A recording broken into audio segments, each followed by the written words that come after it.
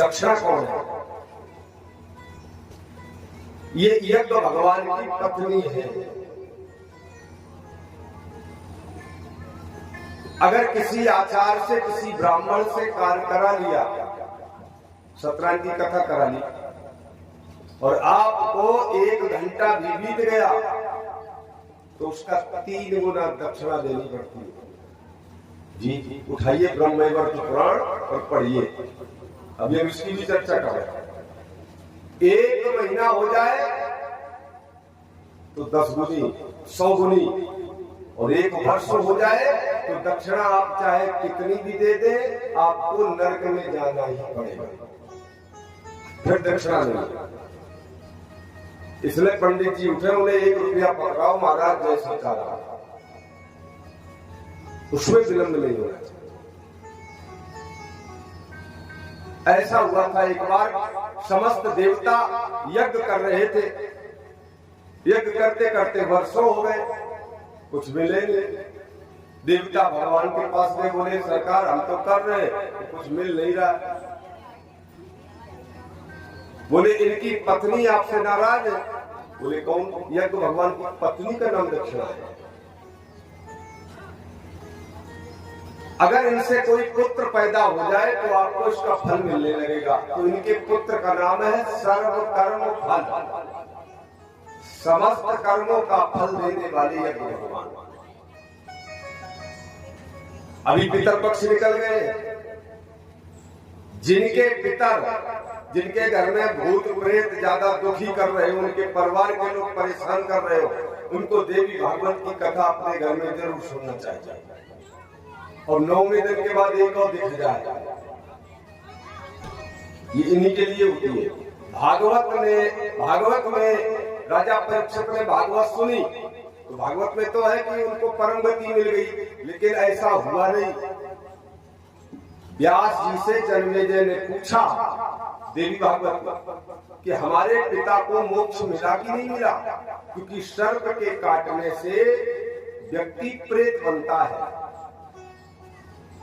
तो व्यास जी ने कहा कि तुम्हारे पिता को मोक्ष नहीं मिला जन्मेजय। बोले क्या करें? तो बोले अब तुम देवी भागवत अगर सुनते हो तो तुम्हारे पिता तुम्हारे सामने विमान पे बैठ के चले जाएंगे। और वही हुआ। देवी भागवत की कथा जैसे ही पूर्ण होती है तो राजा परीक्षित विमान पे जाते हुए राजा जन्मेजय को दिखे।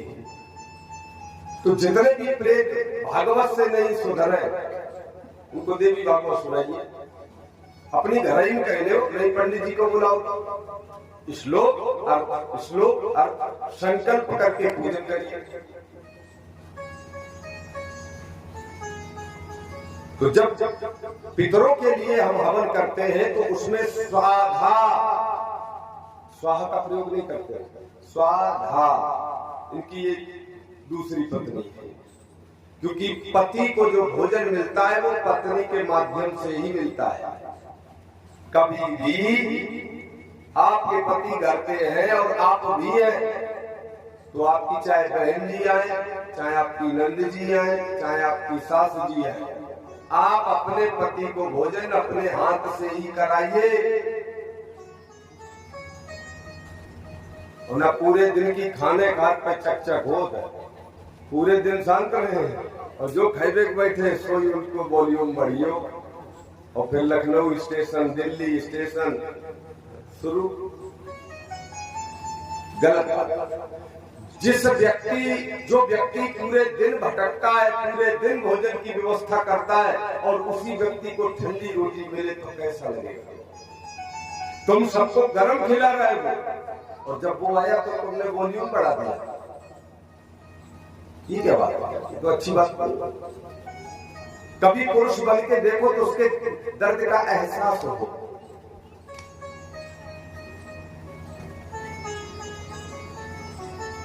वो किन स्थितियों में धन लाता है और आपको भोजन कराता है। अरे वो एक ऐसा पुरुष है जिसने अपनी माता से लेकर पिता से लेकर घर की चाबी तुम्हें सौंप दी दूसरे ही दिन। तुम कौन होती थी वहां?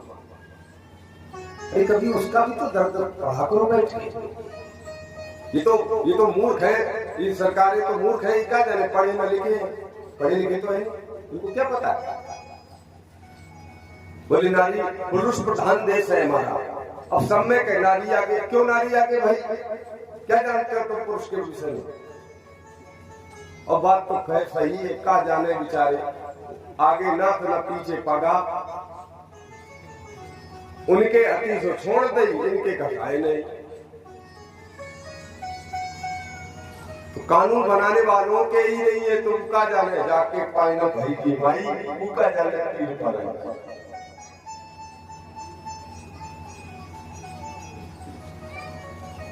तो जब भी आए तो भोजन अपने हाथ से कराइए। तो पत्नी के माध्यम से ही पति को भोजन मिलता है। तब देवताओं ने इस यज्ञ को विधिवत किया और तब यज्ञ भगवान का पुत्र उत्पन्न हुआ। दक्षिणा देने के बाद सर्व कर्म फल, तब से हवन लोग यज्ञ करने लगे और लोगों को उसका फल मिलने लगा। शर्त यही है कि हो विधान।